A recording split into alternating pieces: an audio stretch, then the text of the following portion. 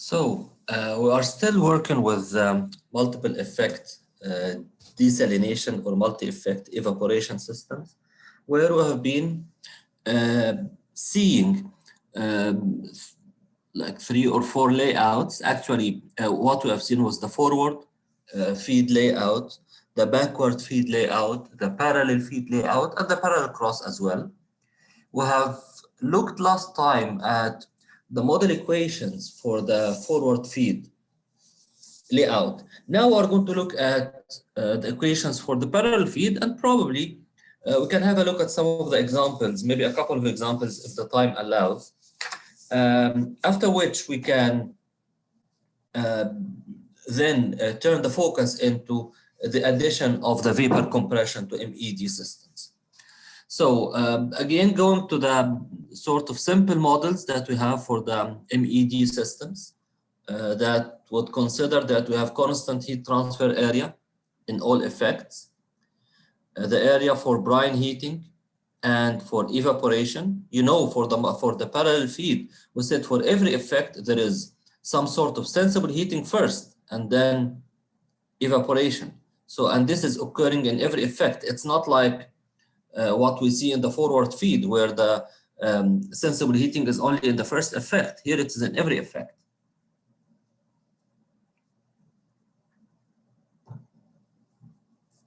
Model variations with different losses is not considered. So it's as if we are fixing the losses here to single values.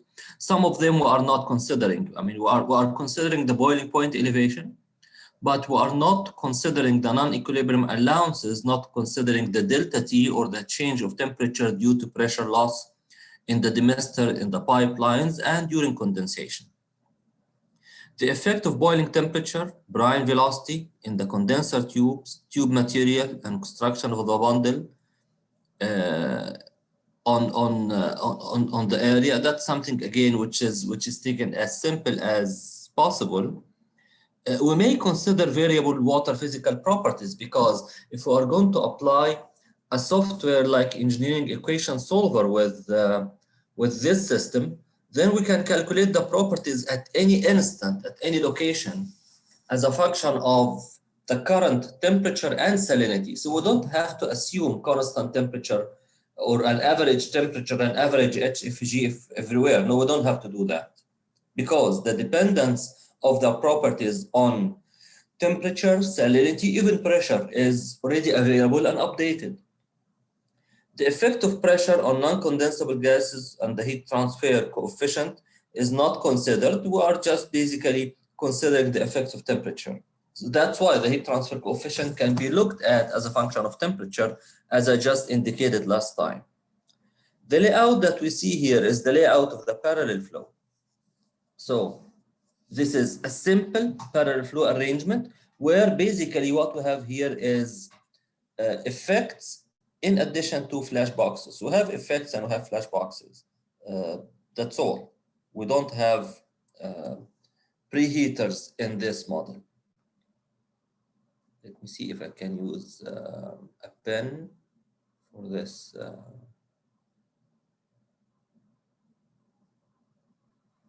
The model equations that we have would start by a mass balance for every effect. Note here that what we have is basically Fi. Fi is the share of the feed for every effect. Suppose that we are now considering effect number 3, which is this. For this effect, the feed which is coming is Fi. Fi is simply m dot feed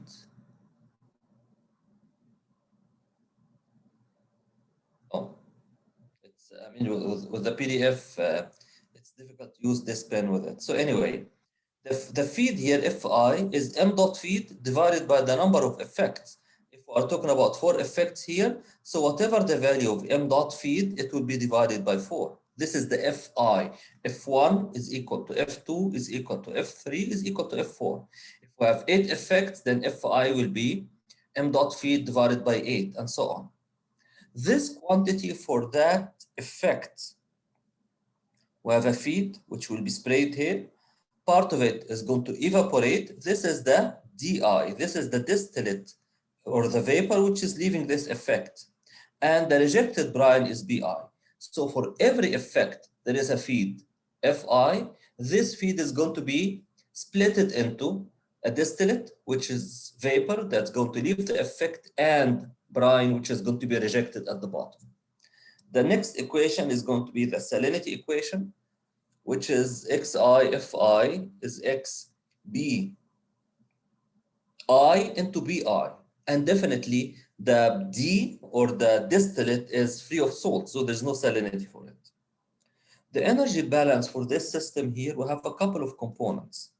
The couple of components that you can see here are, we are talking about this effect number 3. And effect number 3 is receiving here a couple of streams.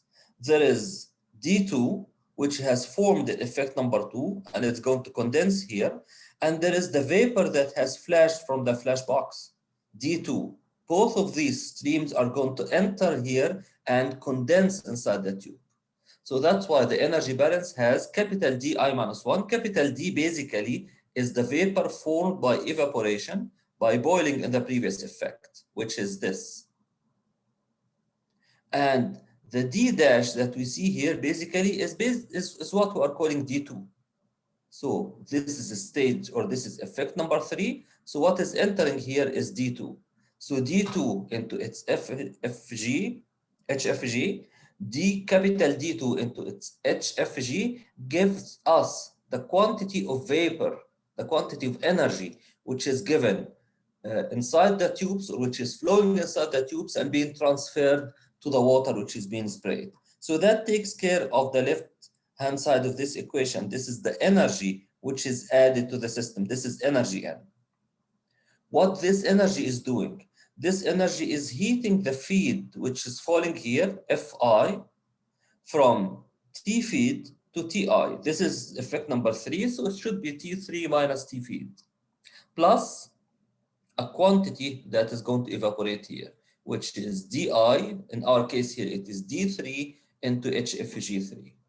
This D3 is going to enter to the tubes of the next effect, along with small D3, which is formed by flashing. So this is basically how it goes.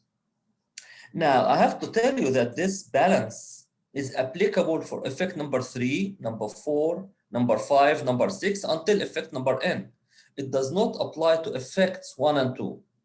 Why? Let's start by effect number 2. There's no flash box. So whatever is entering effect number 2 is going to have only one term. This second term is not there. And when we go to effect number 1, the kind of energy is going to be m dot steam into HFG steam.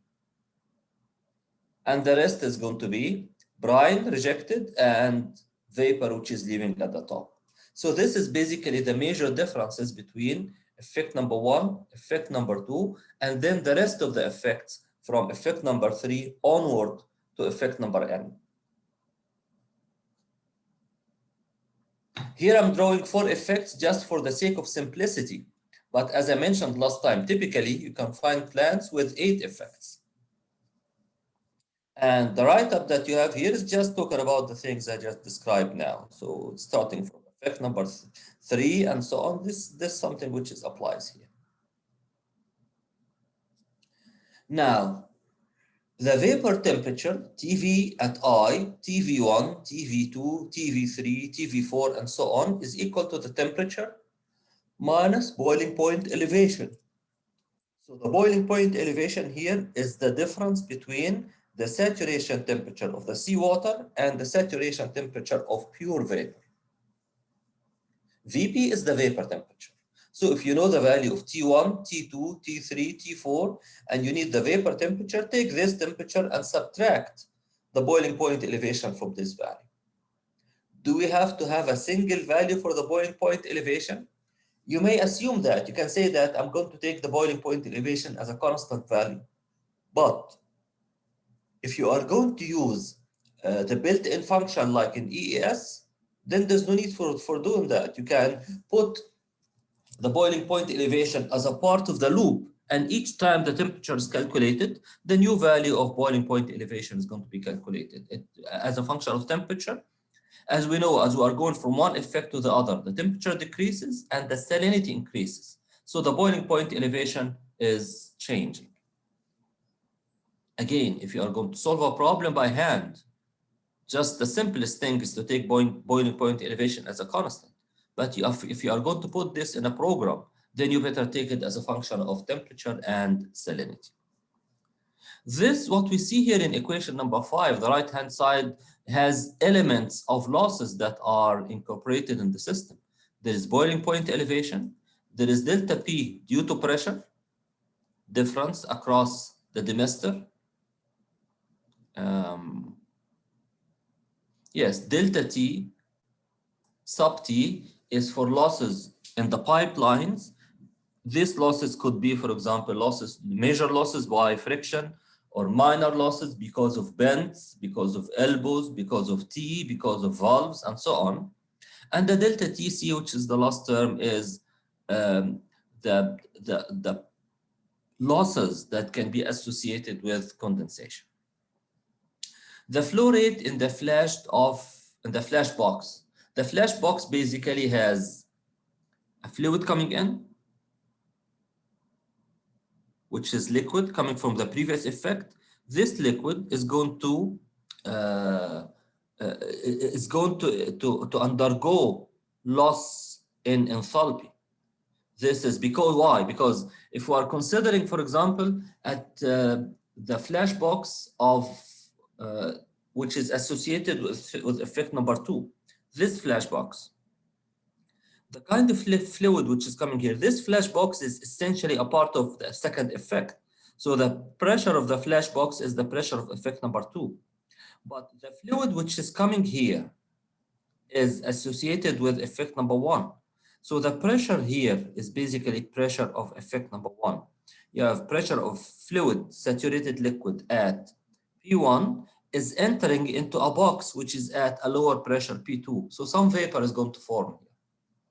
And if I want to make an energy balance here, to form this vapor, this fluid which is coming here is at the saturation temperature of effect number 1.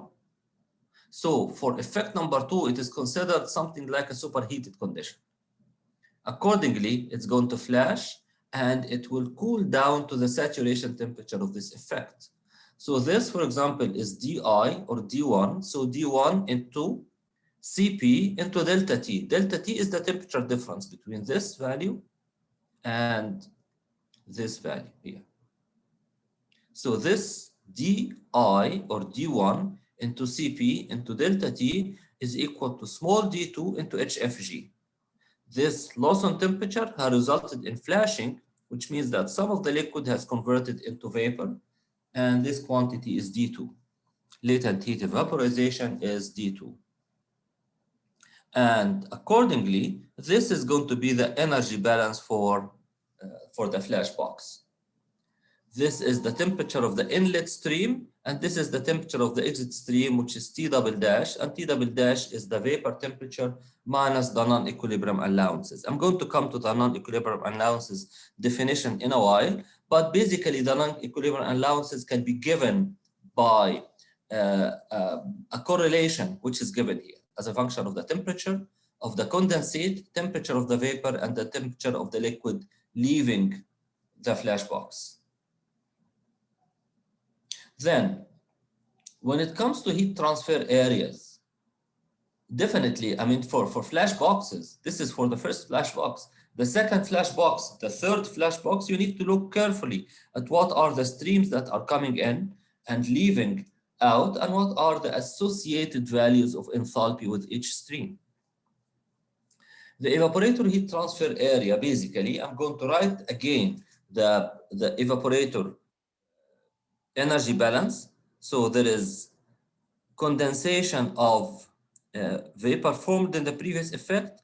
There is condensation by the vapor flashed off from the flash box. These are entering the unit to first preheat the feed, which is Fi, from Tf to Ti, and then evaporate part of it. So these equations we have seen before. Up to here, the equations are known. The third part of the equation after the second equal sign is taking care of the area. And the area here has two components, one sensible component and one latent component. The sensible component, because the feed is at a temperature of TF, and you need to heat it to TI. I is the number of the effect.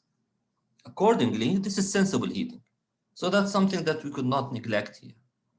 And there is latent heating, which is responsible for the generation of vapor at this condition.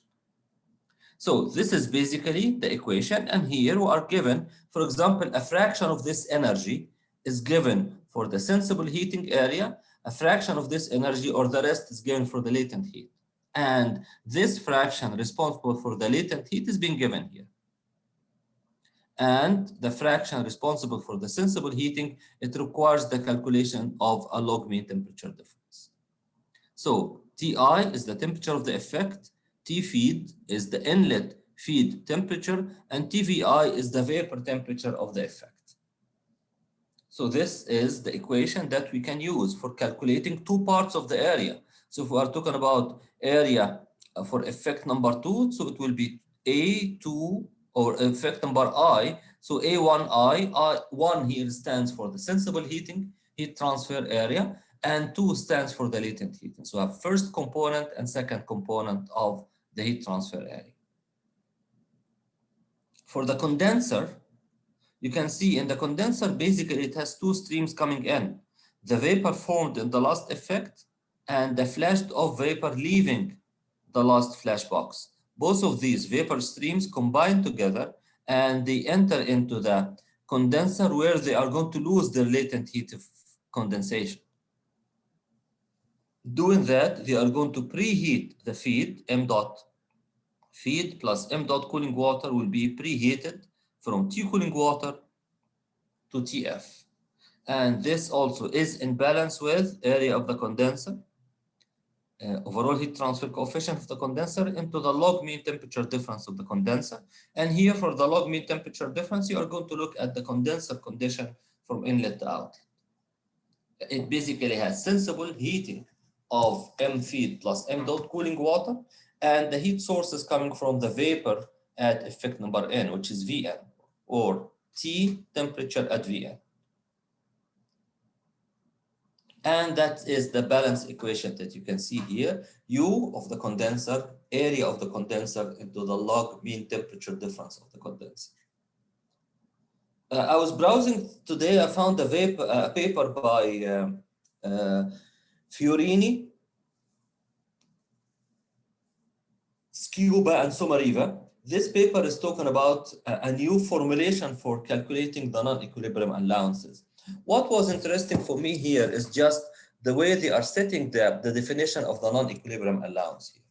The current calculation of the irreversibilities is based on the determination of a factor, which is the non-equilibrium allowance, representing the difference between the real temperature of the brine, exhibiting the stage, and the temperature corresponding to the thermodynamic equilibrium. Normally, whenever you have changes with time, then you are out of equilibrium. The difference between this state and the state of equilibrium here is basically going to be expressed in terms of non-equilibrium allowance. The non-equilibrium allowance has been seen in our equation here as a function of temperatures. However, in this paper, if you just, I put the paper details here. If you want to get the paper, download it and read it, you'll find that they are doing the non-equilibrium allowances differently in a different manner by assuming that there is some sort of a flashing efficiency for the process, and that takes care of it.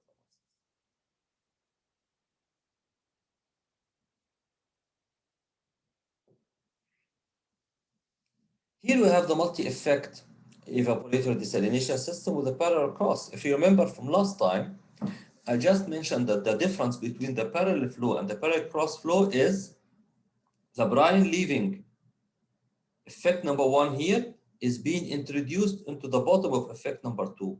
Why is that? Because effect number 1 is at a pressure higher than effect number 2. So the brine that goes into an area or a tank of lower pressure, part of it will flash, and then you have additional amount of vapor which is generated here. Last time also I've seen that this quantity of vapor is small, but you're not paying for it. You are not paying for any additional energy. So it's an added amount of vapor to the product that we have. Going to the analysis, the mass balance here. Here we have two streams coming in. One stream is Fi, so this is effect number I. There is Fi coming here, which is this. And there is Bi minus 1. So there is brine leaving effect I minus 1. So this is entering here as the feed to be sprayed. And this is entering here as brine at the bottom of the effect. So both of these are making the mass flow rate in. The mass flow rate out is basically a combination of Di, the vapor that will form here, plus Bi, which is the vapor that's going to leave at the bottom. Again, the equation Xi Fi plus Xb minus 1 or I minus 1 is equal to Xb I into the rejected brine from this effect, which is Bi. The energy balance here has three components at the left-hand side. Look at effect number 3. At this effect, the vapor which is entering here is three components. Part of it is whatever coming from the flash box. So this is a component. And there are two components coming from the effects. One of them, capital D, due to the evaporation of the sprayed seawater. And the second one is the quantity flashed from the brine that has entered here. So there is flashing occurs here. The vapor is going to move up. It will join with the vapor formed by boiling at the surface of the tube. So we have capital Di and small di and di dash. All of them are the components that are entering into the next effect as a source of heat. So whatever is coming to effect number 3 will be this flashing, this distillate formed by boiling, in addition to the flashed quantity which is joining it as it enters into the tubes of the next effect. This is what you see here in this equation. Look at the energy balance. It has the three components. Each component is entering as vapor, and the vapor is going to condense, so it loses its HFG. Here, actually, I'm writing three values of the HFG. HFG I minus 1 and HFG dash and HFG double dash, maybe something like that. But actually, the temperatures between those values are very close. So that changes of temperature between this stream and that stream is minor, so that you can take the single value of HFG for all of them. Right-hand side is the same. There is sensible heating for the feed, which is coming to be sprayed here from T feed into T of the effect Ti, plus additional quantity of vapor formed, which is going to be entering into the next effect as a source of heat. Again, balance of the flash box is being given here, and temperatures defined in terms of non-equilibrium allowances. And then for calculating the heat transfer, it's exactly the same as we have seen in the previous one, except that the energy in is three components. So there is energy in due to evaporation, energy in due to flashing within the effect, and energy in due flashing in the flash box. The right-hand side, again, is sensible heating. The feed is being heated from TF to TI, and evaporation, so DI into HFGI.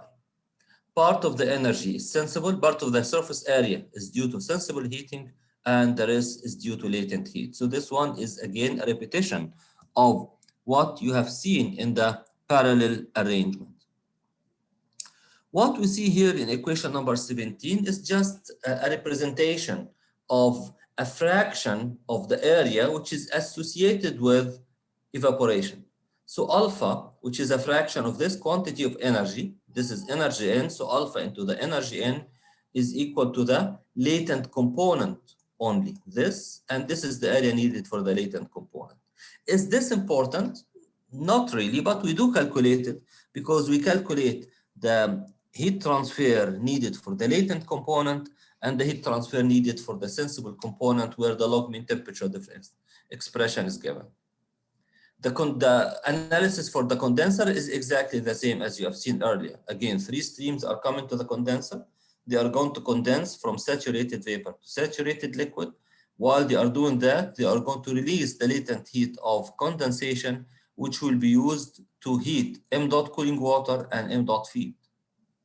They are going to heat them from a temperature of, say, 33, 35 to higher. Now, this is the areas that are associated with, this is that we are heating from TF to T, from T cooling water to TF, and the same heat transfer rate is the one which is used or which needs a certain area to realize it. And the area here is given as, in the energy balance, as overall heat transfer coefficient for the condenser into the area of the condenser into the log mean temperature difference for the condenser.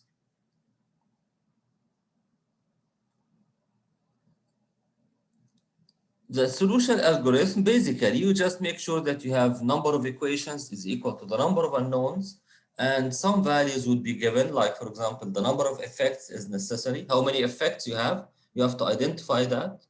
The heating steam should be somewhere from maybe 70 or 75 to 100 degrees centigrade.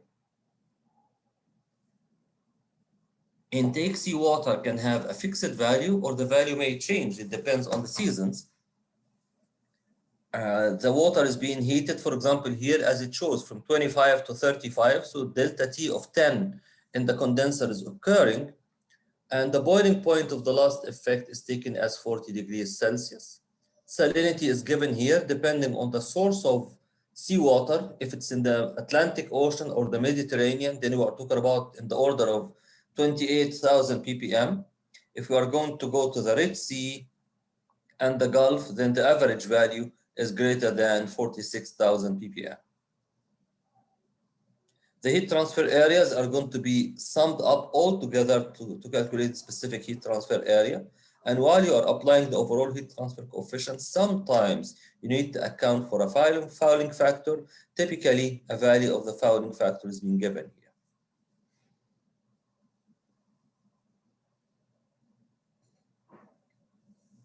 Then the solution is being done simultaneously, assuming initial values and then iterating and iterating and iterating until the solution converges to final values.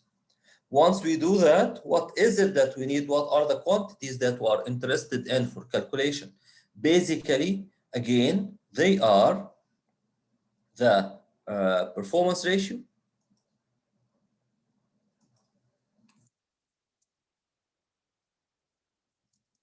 specific heat transfer area, and specific mass flow rate of the cooling water. So these are basically the quantity that we are looking for the analysis. So this is for as far as the model requirements are concerned for this for these systems. Now what we can do, let's have a couple of examples that we can look at and try to solve them. I'm first starting with simple examples in which they can be solved by hand. So that's something that you can expect to see in a quiz, for example, where you don't have much time and then want to check that you understand the process. So some information are given, and it's given in a way that something like fill in the spaces, just do simple balances here and there to obtain the remainder of the missing quantities. So I think that this is the one that I want to share with you. Yes, here, for example, you have a problem. This has been like a homework problem that have been given for the other course, which is some sort of introductory thing so that the hands get used to the analysis of these types of problems. Consider a 3-effect forward feed MED system. So basically, we are talking about an MED system that is having forward feed arrangement with the following data. Steam temperature is 100 centigrade. It is producing 1 kilogram per second of distillate water. The cooling water is 25 degrees centigrade. salinity of the feed and the rejected brine is given. Some additional temperatures are given for the system. T3 is equal to 40, T feed is 35, HFG is equal to 2256, HG3 is given, HFG1, HFG2 also are given, D1 is provided, U1, U2, U3 are given in addition to U condenser. Delta T1, which is Ts minus T1, is 17.7 degrees centigrade, whereas the delta T losses is 1.5 degrees centigrade. What is needed? Here we have 7 values that to be, or 7 requirements. The first one, what's the feed flow rate, m dot feed? Second, knowing the value of D1 to be 0.34, then what are the values of D2 and D3? And also, what are the values of B1 and B2? What's the value of X2, salinity, leaving effect number 2? What's QC, the rate of heat transfer in the condenser? What's AC, what is the surface area for the condenser? And finally, what is the PR of your system? So you have a system here in something that you may call it's closer to a rating problem. And what we need to do is analyze the performance of the unit and come up with those required missing information.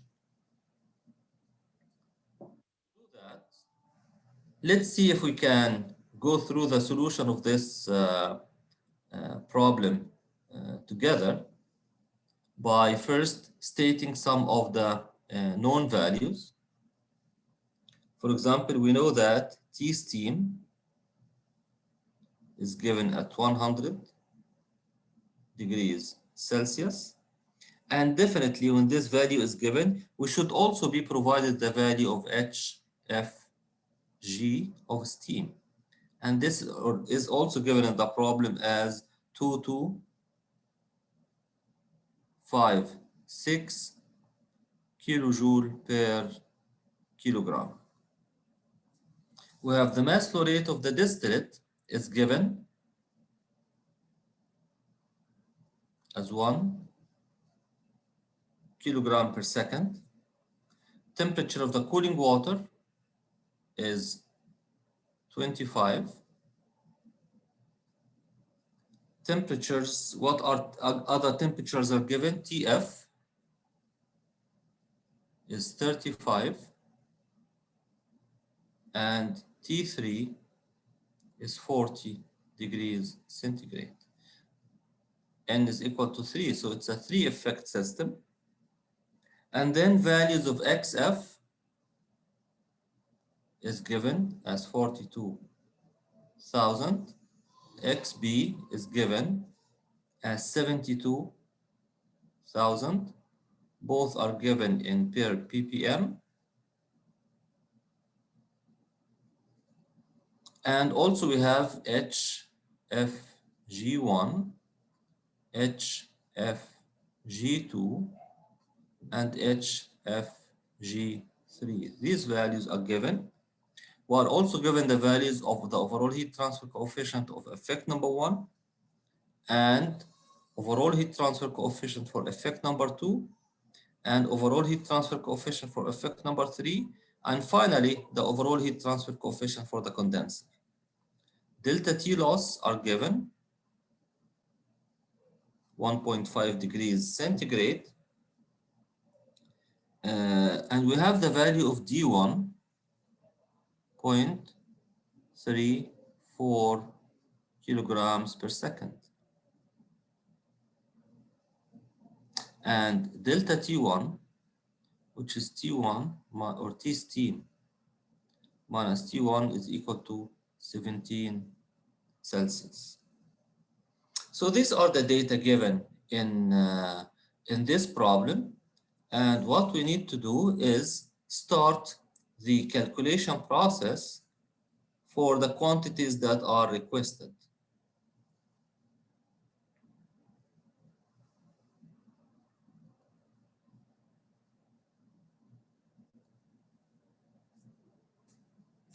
The first thing that we may need to start with is the mass balance. This is or this arrangement is basically a forward feed arrangement. To remind you of a forward feed arrangement, you always better put like a quick or a small sketch here that reminds of the system arrangement. How does it look like? So we have effect number 3, effect number 2, and effect number 1. It's a forward feed, which means that the kind of m dot feed plus m dot cooling water are being heated here from T cooling water to T feed. Part of it is going to be thrown away, m dot cooling water, and the rest is going to be fed right away to the first effect. So no other masses is going to come here. It's just the feed that will come here. Whatever is going to be rejected from this effect will be the source of the next effect. Whatever is going to be rejected here is going to be sprayed in the next effect. It's a forward feed. And when it comes to the vapor formed here is going to be condensing here, given the latent heat for condensation. The vapor that will form here is going to be condensed here. And this is the product line. What is going to add to this, the vapor that will form here, is going to condense in the condenser, and whatever is leaving here is going to join this stream as a product. So this is basically D1, this is D2, and this is D3.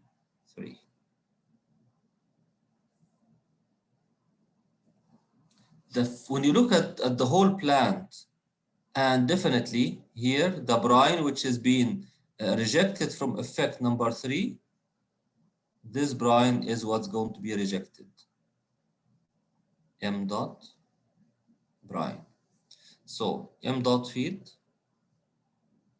is equal to M dot distillate plus M dot brine.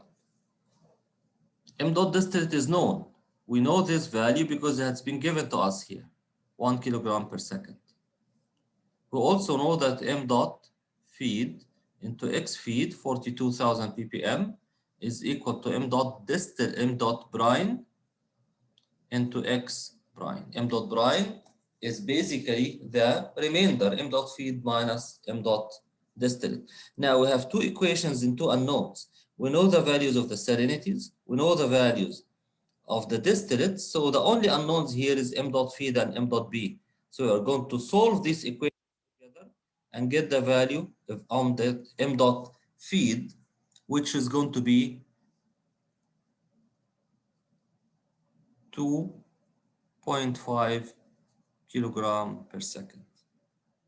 Definitely M dot brine is going to be 1.5, which is the difference between them.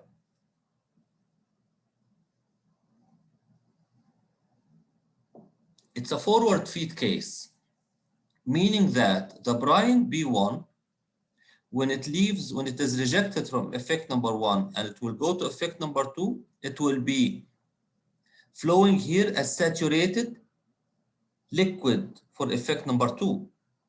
So, and what is the source of heat in effect number 2? It is basically D1 into HFG1. This is what's going to condense inside effect number 2 to produce an amount of vapor, D2HFG2. This D2 is going to enter to effect number 3 to generate an amount of vapor, D3 into HFG3. What do we have? Remember, we have D1 and we have HFG1. So this quantity is known, but we don't know those. No, we know HFG2, it should be given. So from here we can get the value of D2 right away. This is known, this is known, this is known, we can get D2. HFG3 also is known, so we can get D3.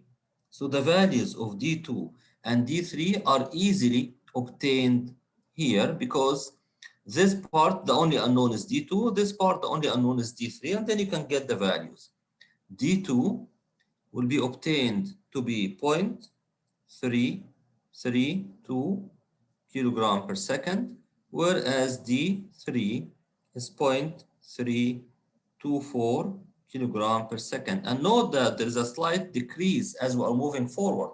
Effect number one has 0.34 kilogram per second. Effect number two has 0.332. Effect number three has 0.324. So the values are declining slowly from effect number one to effect number three.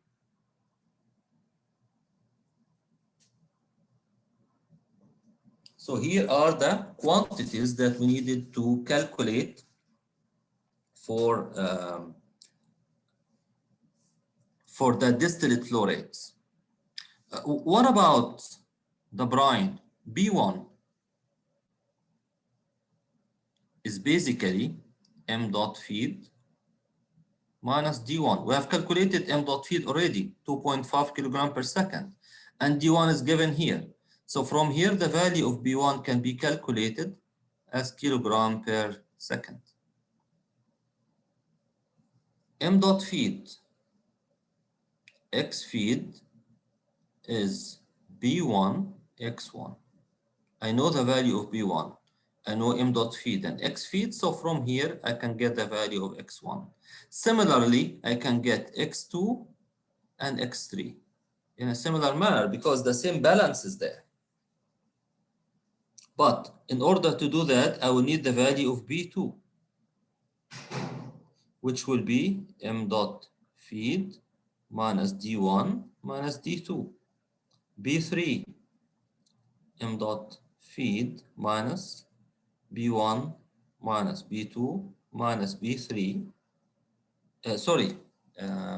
Minus not B, it's the D.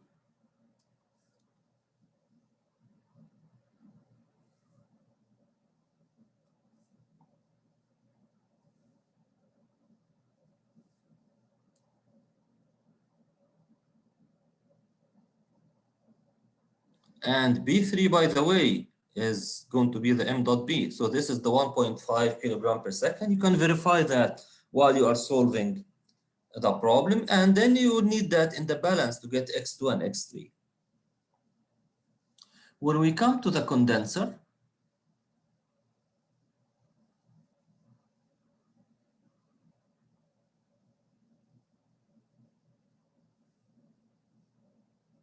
what is coming here to the condenser as a source of heat? Basically, it is D3. It will condense, giving off the latent heat HFG3. This is going to be used for heating the feed and the cooling water from T cooling water to TF. T cooling water is given, it's 25 degrees centigrade. TF is 35 degrees centigrade. CP normally is given for this case. Let's put it as 3.8 kilojoule per kilogram Kelvin. M dot feed is known. This whole quantity is known. So from here, we can calculate M dot cooling water if needed. This Q condenser, this is basically Q condenser, this quantity. This Q condenser is in balance with overall heat transfer coefficient in the condenser. It's known. Area of the condenser, we don't know it, into the log mean temperature difference in the condenser. So this is the condenser. We have T, V3, and there is heating here from T cooling water to TF, where T, V3 is equal to T3 minus boiling point elevation, which is the losses that are given here. The delta T losses is given as 1.5 degrees centigrade. Do we know T3? Yes, it is given. Here is it.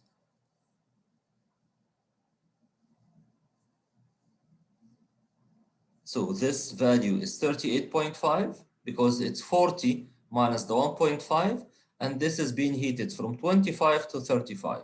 So we can calculate the log mean temperature difference here. When you try to do that, you'll find it's something in the order of 7.4 degrees Celsius. And then you can calculate the area of the condenser because the overall heat transfer coefficient of the condenser is known, it's given. So this value has been specified as 1.75 kilowatt per meter square Celsius. What is it that we have not calculated so far? We have not calculated a couple of things, areas. For example, Qs are assumed to be the same. So if I'm looking for Q2, for example, which is D2 HF G2 is equal to U2 area 2 into T1 minus T2, which is delta T1 or delta T2 actually. And we know delta T1, which is 17 degrees centigrade, it's given somewhere here. And delta T1 is basically Ts minus T1. Ts is known 100 degrees centigrade, and this is 17, so I can get the value of T1 right away. And if I need to calculate the whole areas, I'm going to use the approximation of constant area.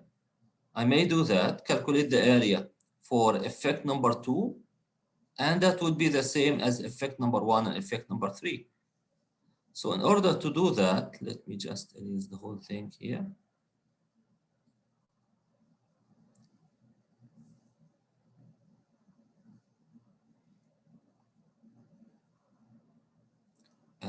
If Q1 is equal to Q2 is equal to Q3, and it's constant, and the area is supposed to be constant, Q is UA into delta T. So this is basically, if I say Q over Q1, Q2, Q3, so Q1 over A1 is Q2 over A2 is Q3 over A3. So it is basically U1 delta T1, U2 delta T2, U3 delta T3. Accordingly, I can get these values right away.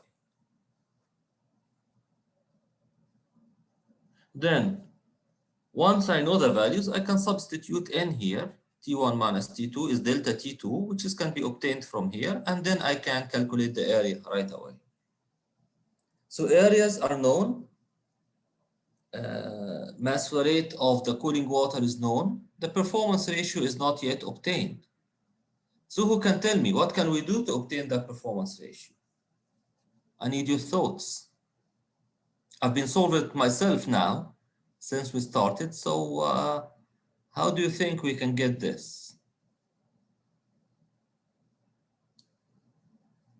What I'm looking for now, I'm looking for PR, which by definition is m dot distillate divided by m dot of steam. So in order m dot distillate is known, it is 1 kilogram per second. So to get the PR, I need the value of m dot steam. How can I get the steam mass flow rate? Energy in the first effect. Exactly. So I need to get back to the first effect. And in the first effect, I have steam coming from the power plant, which condenses here and then goes back again to the power plant. M dot steam into HFG. So what should I do here? You tell me.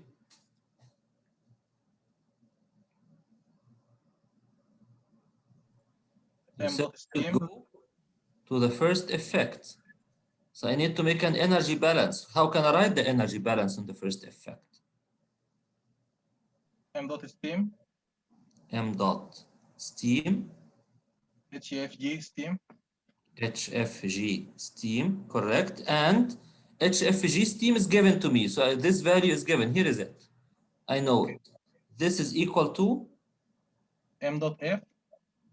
M dot feed. Feed. And T1 minus T feed. What about CP feed? CP feed. Okay. This is, yeah, I'm glad that you did that, because this is one of the common mistakes. We found normally that you just, because you are solving quickly, you just say m dot into the temperature difference, which is not a heat transfer rate. Okay. This is supposed to be T1 minus T feed, isn't it? Yes. And is that it? Plus Yes. HFG vapor. HFG vapor 1 P times D1. D1. D1. Yes, that's correct. So from here, I can estimate the value of m dot s. Once I get m dot s, I'll substitute it here to get the PR.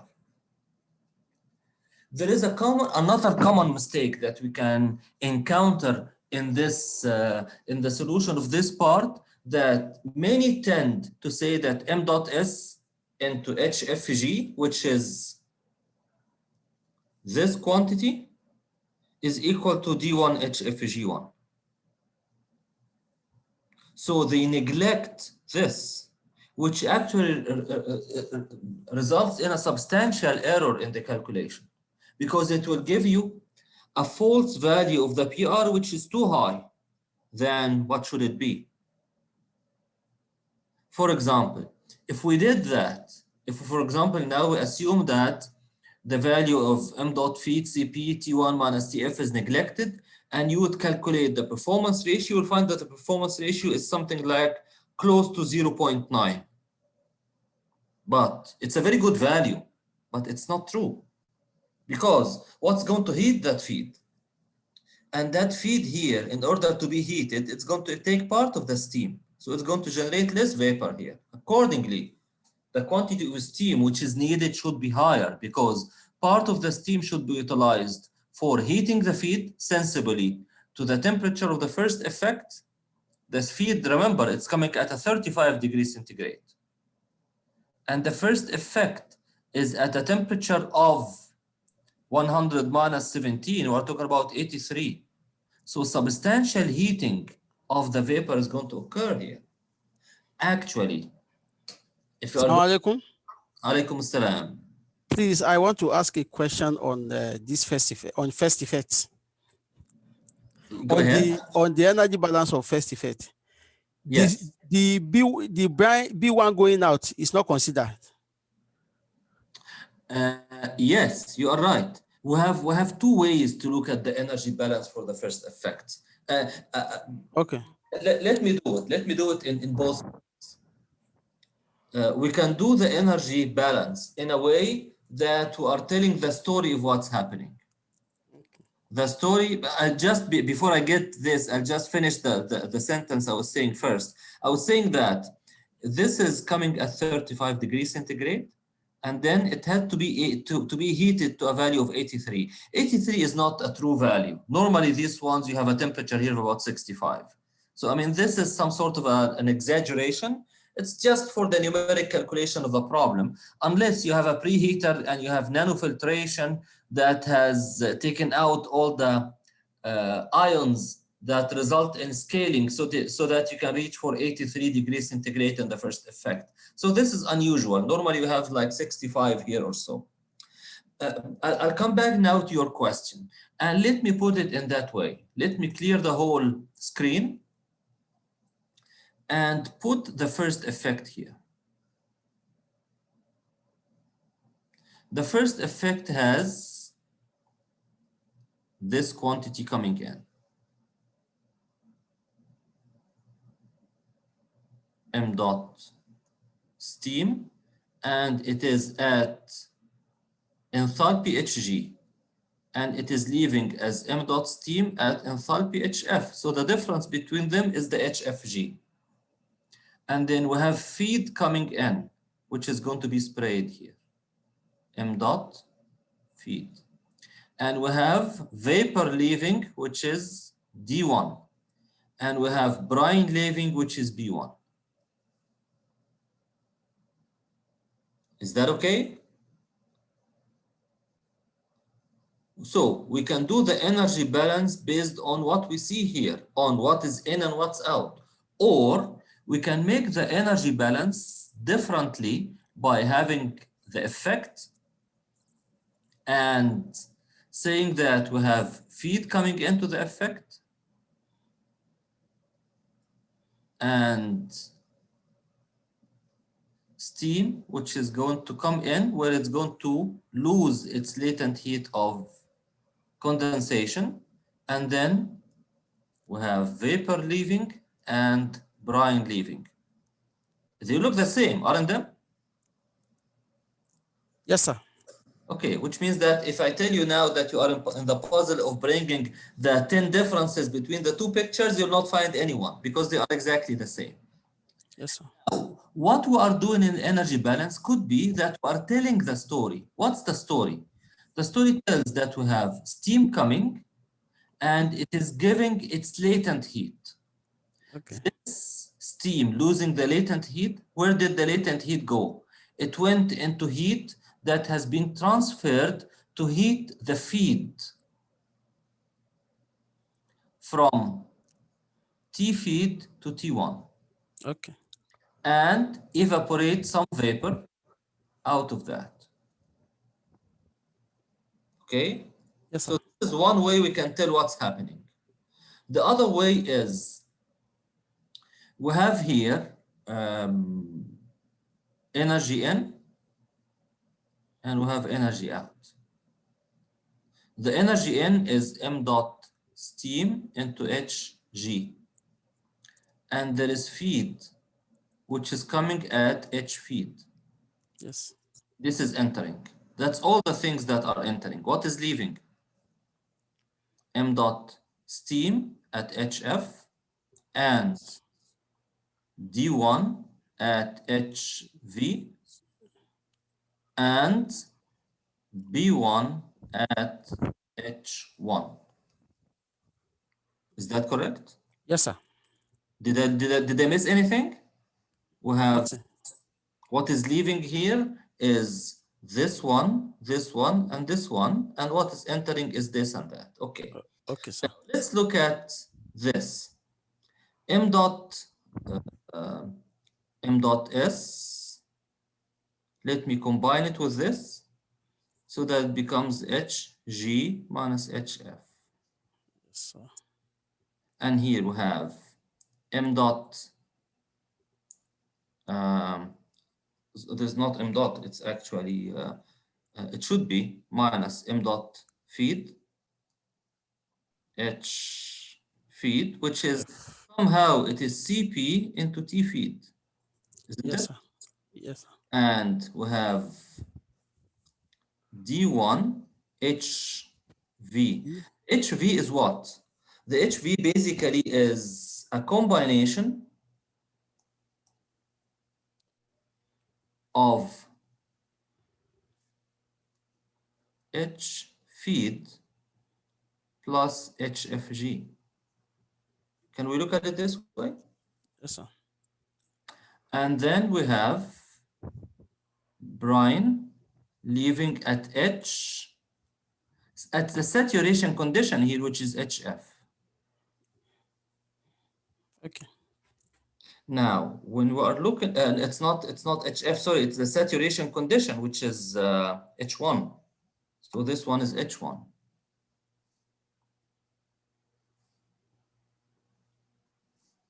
And I should correct this one too, because this one, here the D1 is actually, that relates to this,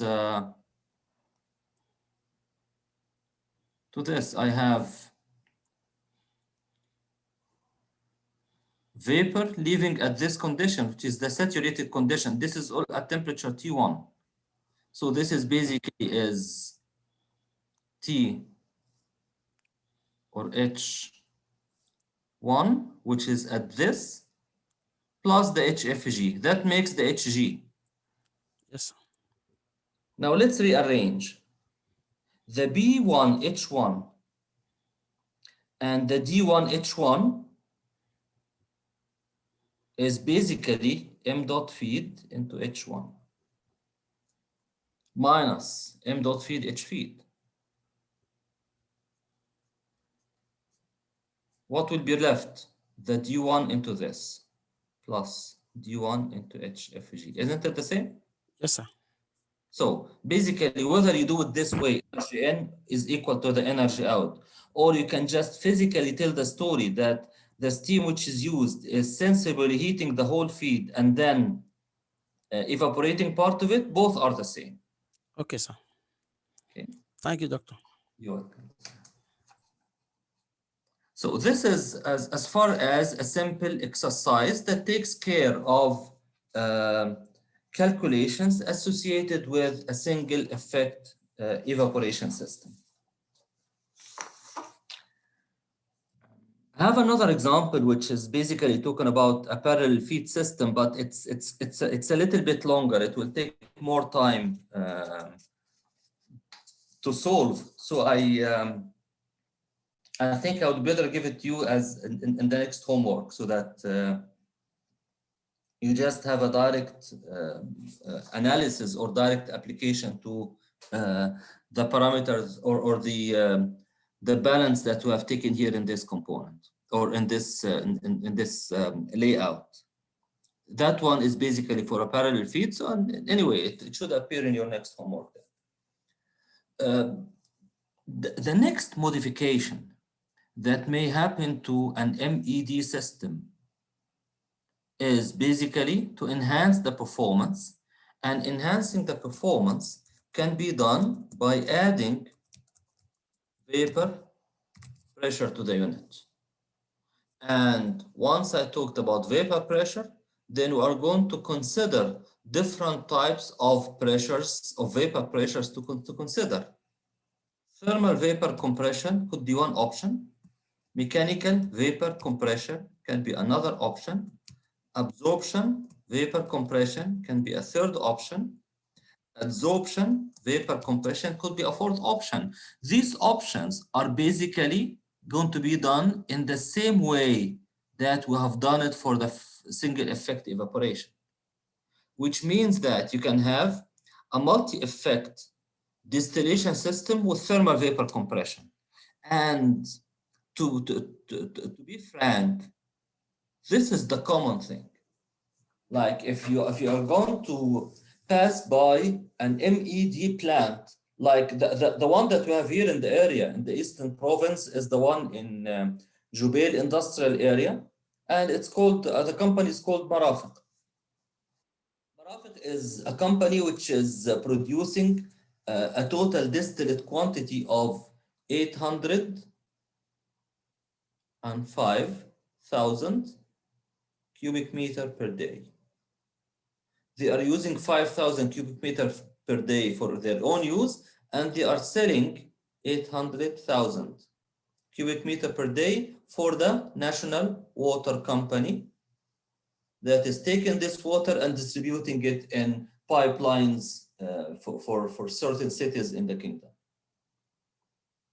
And they are producing electricity as well, and they are selling the electricity to Saudi Electric Company, and they are adding this electricity to the grid, to the bus bar. And this is how this private company is making its profit. The units that it has basically 27 MED parallel feed units. Each one is made up of 8 effects. And each one of them is an MED parallel feed with thermal vapor compression.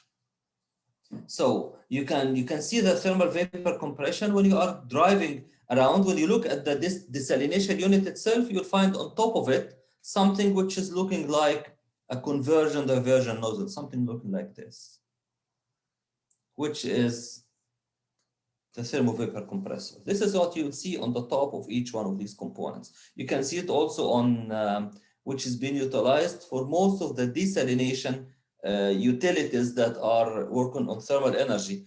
The TVC is not only used for creating or for compressing the vapor, but because of the low pressure that we can see here, it can suck out the non-condensable gases.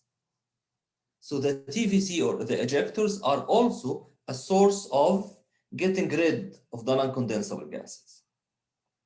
Now, the layout is going to be similar to what we have seen earlier in the single effect evaporation, with the difference that we have a multiple effect there. It's not a single effect, it's a combination of effects, one after the other.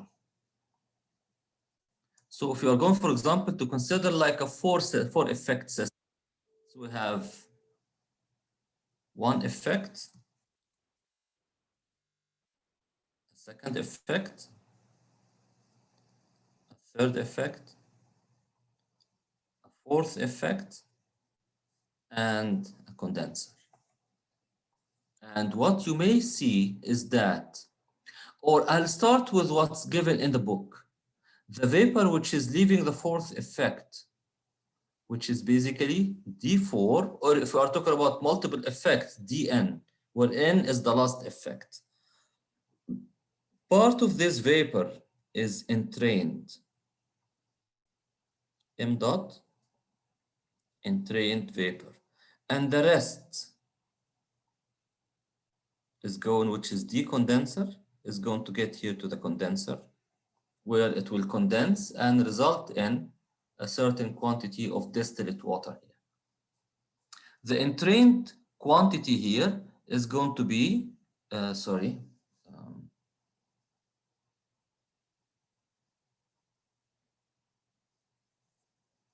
this is an area of low pressure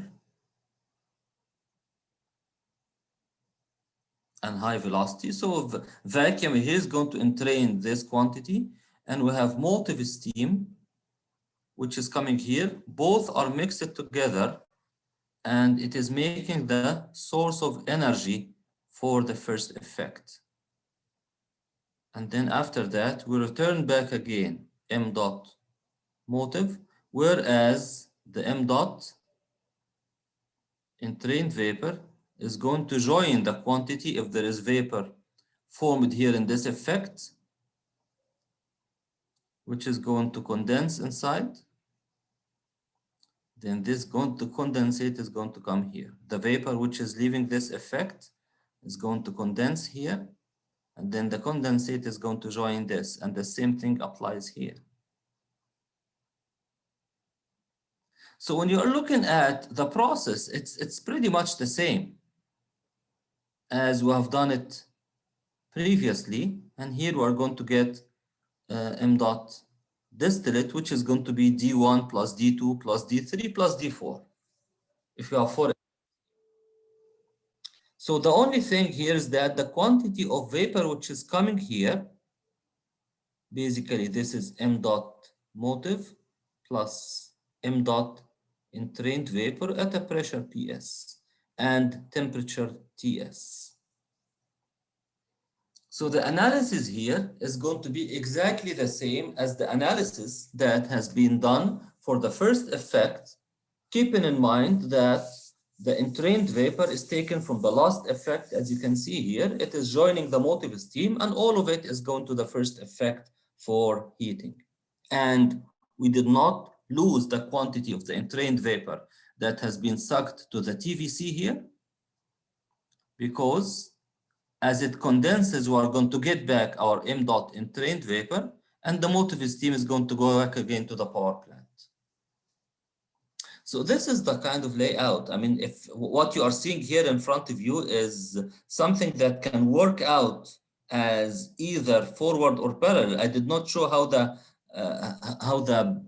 brine or the seawater is going to be distributed. For example, if I decided that this is going to be this is M dot cooling water plus M dot feed, and then the cooling water will be thrown away, and then the feed is going to move from here. I can have this feed, all of it going to this effect, and then whatever leaves here sprays here, whatever leaves here sprays here, whatever leaves here sprays here, and then we throw it away. That would be forward. Or I can do it as parallel. or parallel cross, whatever.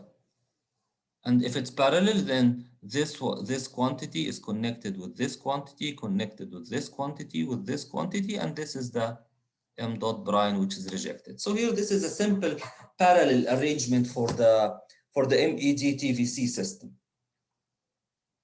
We are going to look at this with an example in our next class and evaluate the performance and see how the improvement that we are going to get by doing that. And the kind of improvement you would expect is that we are saying here, PR is m dot distillate divided by the external steam coming from a different, from an outer source, which in our case it'd be m dot m. M dot m is basically is less than m dot s. If we don't have a TVC, we could have needed more because we are taking part of our product here as a source of heat. So definitely the value of PR is expected to increase. So units with TVC are going to be better in performance. I have to tell you that there is an additional difference here because the motive steam is normally coming at a high pressure. If we don't have a TVC, you can extract steam from the low pressure turbine and heat the desalination unit. But for TVC, you may need to extract the steam from an intermediate pressure turbine. From one end, you may think that, oh, I'm extracting steam at high enthalpy. This is going to affect the performance of the power plant. And the first thing that flashes in your mind, that's going to affect it negatively because you are extracting high energy steam. But I have to tell you that you are extracting less quantity of steam because we are using m dot feed and we are adding to it the entrained vapor, which means that the quantity that we are taking is less. There's another benefit out of this. Whenever you are going for low pressure steam, the specific volume increases and you are going to require bigger diameter pipes for this line. But if you are taking it from intermediate pressure steam, then the specific volume is less and you are going to use lower diameter pipes. So when we are talking about the prices, then definitely having a TVC is better than. And you are extracting less steam. That's another benefit. So at the end, you have to make the analysis yourself to see these are the advantages, these are the disadvantages, and compare them together to see what is the situation that we are in. So I'm going to share with you next time this kind of detailed analysis for the MED with thermal vapor compression, which will be a part of chapter 5, by the way. And then I'm going to share with you one of the ideas that we did through one of the students. He's now a PhD student in our department, Khalid Abdel Basit. The idea that Khalid did in his master was wanted to see, now the analysis is showing us that we can have a TVC system, and the TVC system, as you have seen in the figure, is being connected to the last effect. But when we visited the desalination plant in Marafiq in Jubail, we found that the TVC is located after effect number 4. They have a different kind of arrangement where they see the MED is 8 effects. The first 4, they call it high pressure stage, and the other 4, they call it lower pressure stage. And in between, they are putting the TVC. That was actually, I watched that and I was wondering, why is that? I asked the question there in the plant, but they didn't know, because they said this is how we received it from the manufacturer, and it is the kind of best performance and this kind of thing you would expect to hear. So then Khalid was joining the master program at the university, and he started to work with me as his advisor. So I told him this: we have the location of the TVC is of interest to me. Let's explore it and see what will happen if we change it. And the thesis of Khalid was basically talking about the issue of what is the optimum location for the TVC in an MED system. He did it for the forward, for the parallel, and for the parallel cross system. And for all of them, he showed that you better put your TVC in the middle. If it's a 4 effect, put it after effect number 2. If it's a 6th effect, put it after number 3. If it's an 8th effect, put it after number 4, and so on. So that's something I'll be probably sharing with you his presentation or part of it also in next week, in one of the classes of next week, inshallah. So that will be it for today, and we'll see you on Monday, inshallah. Thank you, Doctor. So, Thank you, Dr. Aslam. Assalamu wa rahmatullah. Doctor, I just Yes. want to remind you to upload the lectures and the Oh, presentation. yes. Actually, I forgot to do that earlier, but I'll just make sure that before the end of this week, and it should all be there, inshallah. Thank you, Doctor.